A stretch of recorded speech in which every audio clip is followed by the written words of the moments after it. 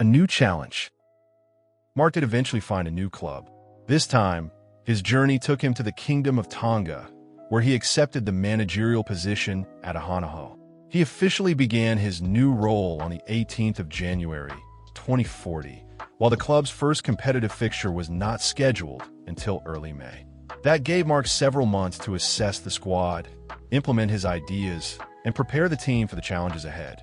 The Tongan league system consisted of 8 teams, with each side facing one another twice over the course of the season, resulting in 14 league matches for every club. At the end of the regular season, the top 4 teams advanced to the playoffs to battle for the championship. The cup competition was even larger. It featured 2 groups of 14 teams, with every team playing each other once. The top 8 sides from each group progressed to the knockout rounds, which would eventually culminate in a final.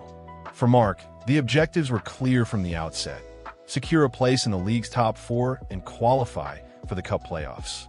National duty in March. Before his club campaign truly got underway, Mark still had unfinished business with the Cook Islands national team.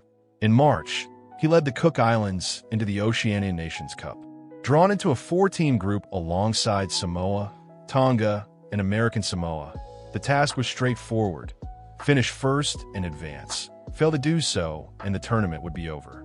Unfortunately, things did not go according to plan. Mark's side recorded 1 win, 1 draw, and 1 defeat, with the loss coming against Samoa.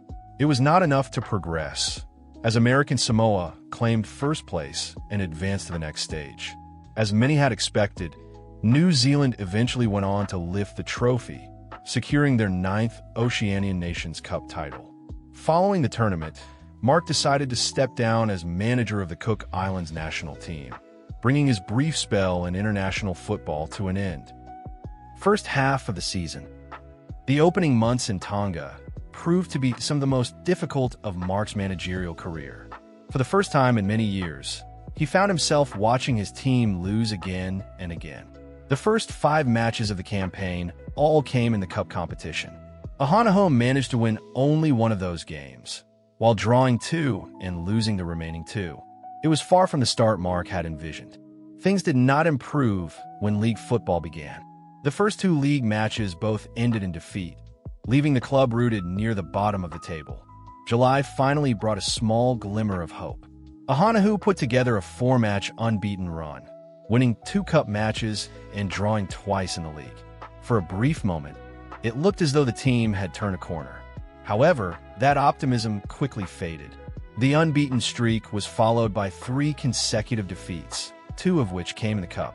By the halfway point of the league season, marked by the 7th league match, Oceania had managed only a 2-2 draw, leaving them with a mere 3 points from 7 matches. In the cup, things were slightly more encouraging. After 11 matches, the team had accumulated 14 points, giving them at least a fighting chance of progressing. Still, Mark knew that if he wanted to achieve anything in Tonga, something had to change, and quickly. End of the season. Something did change, but unfortunately for Mark, it came far too late. His side managed to collect 3 more victories before the end of the campaign. However, only one of those wins came in the league, and by then the damage had already been done. Oceania found themselves dangerously close to relegation, and the club's board had begun to lose faith in Mark's ability to turn things around. Believing that a fresh voice was needed, the board made the difficult decision to part ways with him on the 22nd of September, 2040. It was a painful moment for Mark. For the first time in his managerial career, he had been dismissed from a club. It was a significant blow to both his reputation and his confidence. Throughout his journey across Oceania, Mark had become known as a manager who transformed clubs and delivered trophies. Now, for the first time, doubts began to creep in. Would other clubs view this spell in Tonga as a failure? Had Mark lost the magic that had brought him so much success? Or was this simply a setback on a much longer journey? Only time would tell where the next chapter of his Oceanian Odyssey would take him.